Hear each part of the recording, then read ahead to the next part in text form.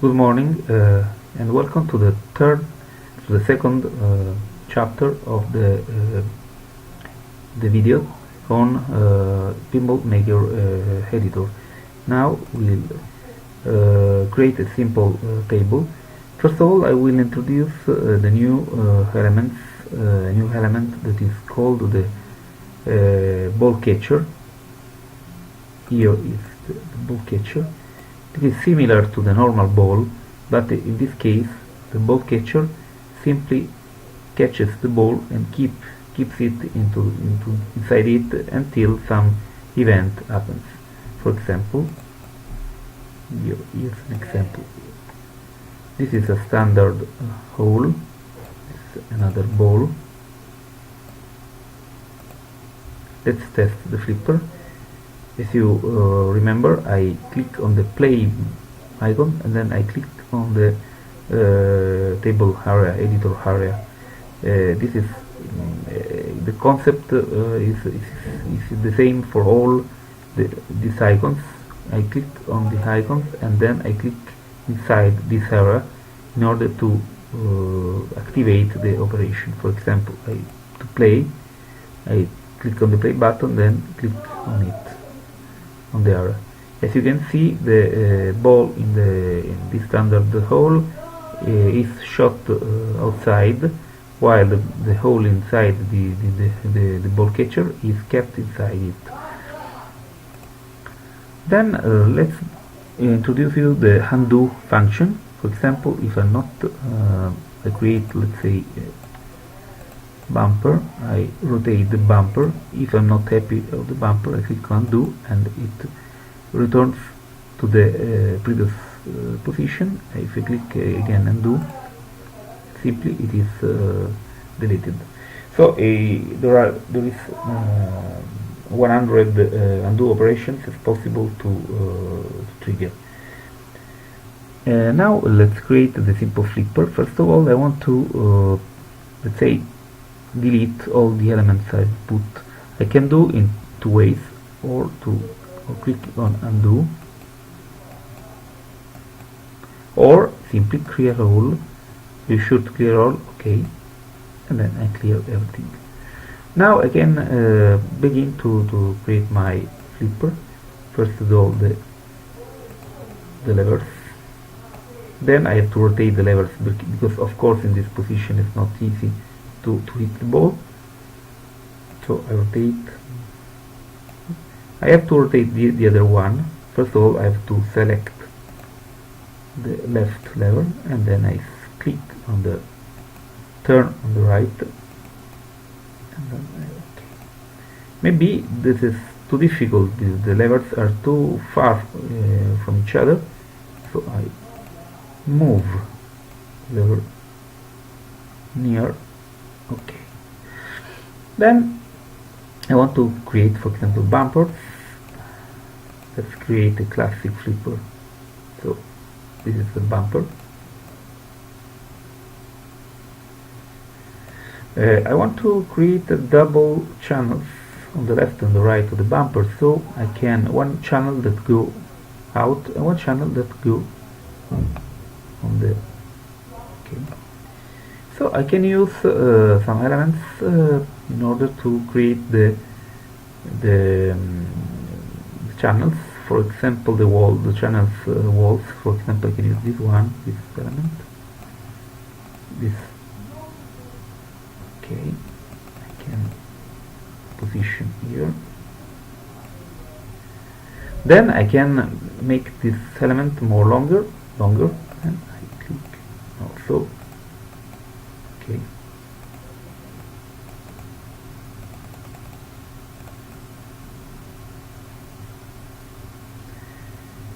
I don't know, maybe it's too long. Okay, I want to make it shorter. Okay. Then I take another one. Okay. So I created the first channel. The second channel is here. I want to create, for example, let's say an arch. So this is the arch, and now you can rotate. Okay. And put here.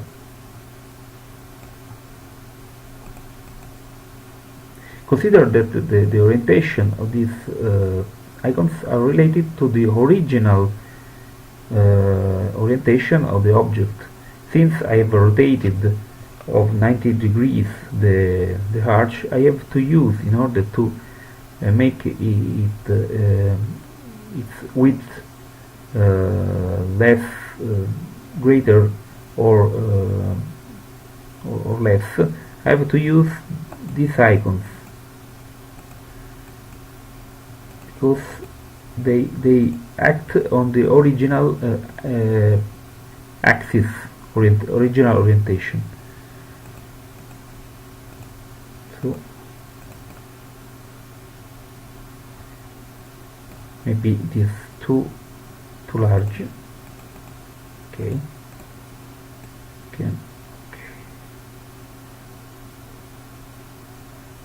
Okay. I can create another one. Yes.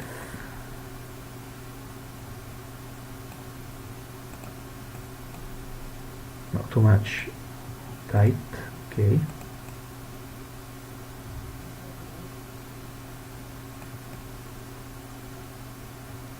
Okay. Now you can see we have another channel. Of course, this channel is too large. Maybe I have to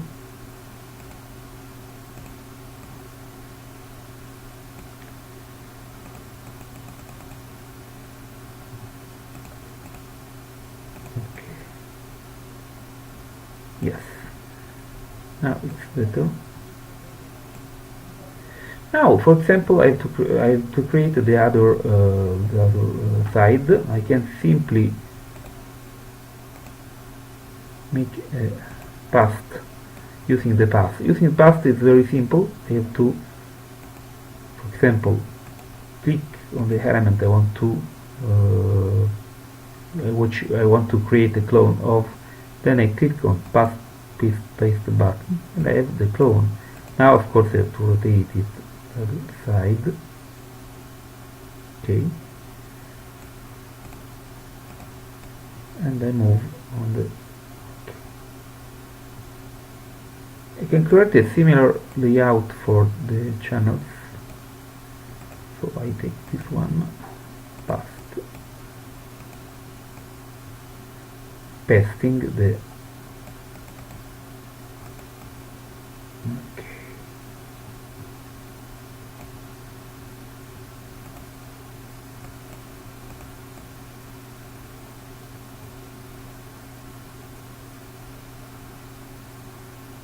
Better position is.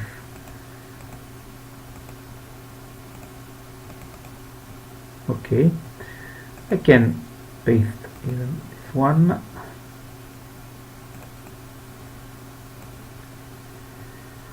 So I have two channels. Of course, I want that this channel must be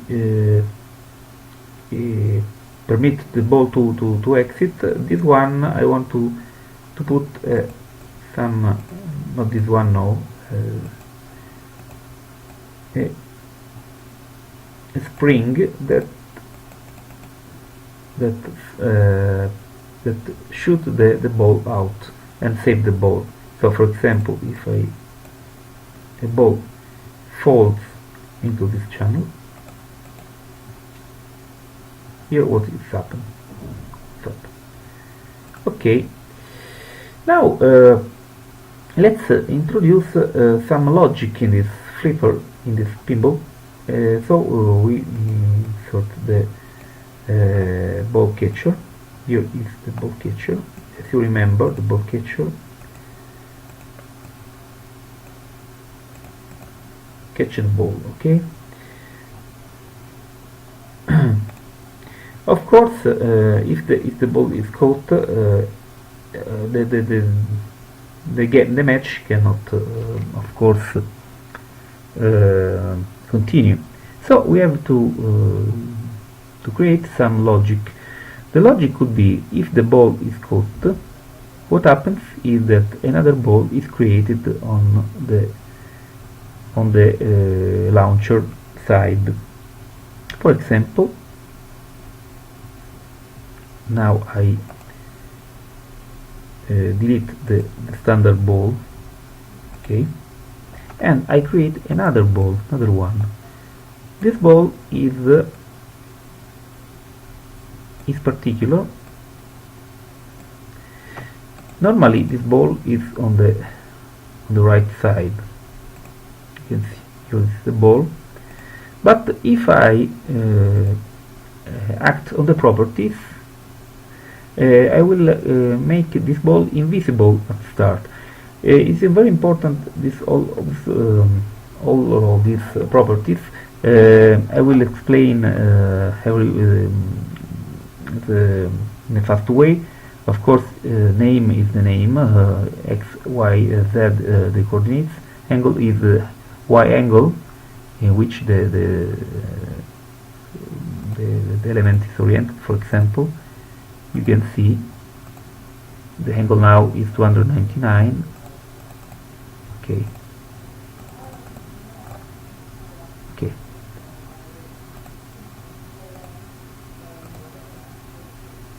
Really the angle should be 300. No. Okay. Okay, width is the width, of course, depth, so width in the x axis, depth in the z axis, height in the y axis. The scale is very important. When I enlarge the element with these buttons, I will increase the scale or decrease the scale. Transparent is transparencies. 255 is completely opaque. 0 is completely transparent. Offset is offset. Y is the offset related to the element 3D model, related to the position, to the origin position of y axis. For example, 2, it means that this object in the 3D model, it is half, let's say 2 elements under the position, the y equals 0 position. Setting up an offset 2, it means that the element is lifted of 2 points. Let's see in 3D. If I click here and then I change the view. Okay, this is the view. You can see that the element is under the let's say under the table, because you don't see the grid, because this means that the element is exactly positioned over the table. If I put it a little below, you can see I position,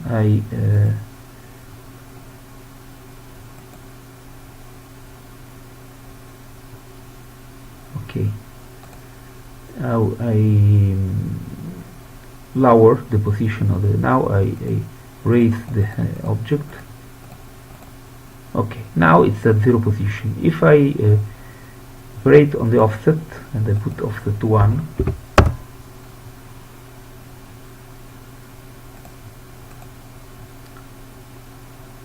what it happens is that now the element is one point below the origin of y. So now I have the color, of course, and the colors, I have a palette of colors that I can set with the transparency. I can change. Okay, texture we'll see in another chapter.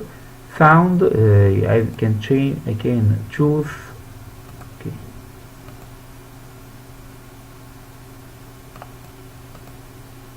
let's quit. Color I can choose from a palette of colors using some rulers, and score I can set how many points I want to score when the element is hit. Sound is let me to choose if I want to change the sound. There is an array of sounds that will be increased with other sounds when available. Okay, group I can assign to the element one of these groups. It's important to give a logic to the pinball. And now there is the armed element, armed property. The armed property, if I put visible star no, it becomes 0. So what happens that at the beginning there is no element, the ball is not visible. Okay.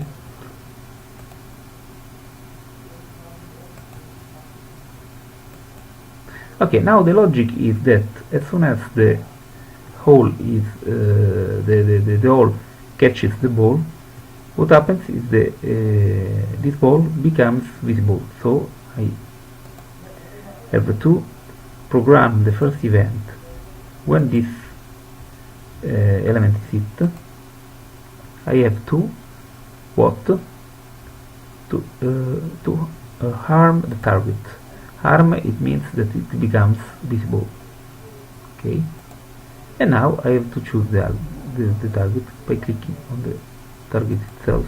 Okay, so let's see what happens. Okay, it's better to see in 3D.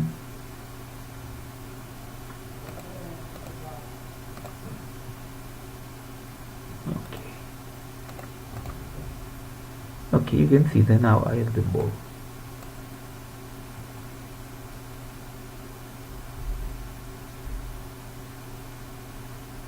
Now what happens is if the ball exits, the game ends, because the ball inside the hole is not considered as an active ball.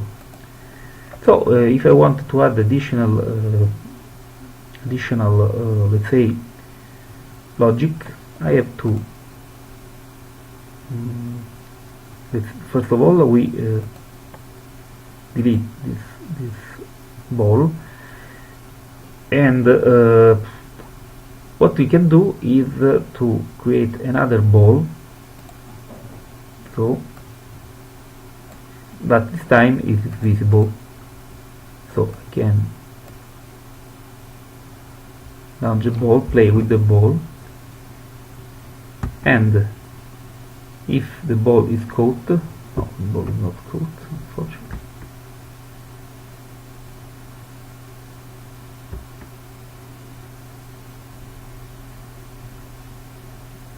The ball is caught.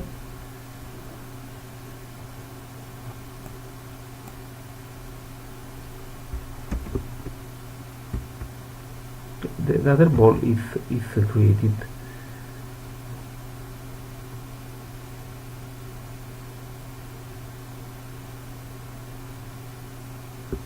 Okay.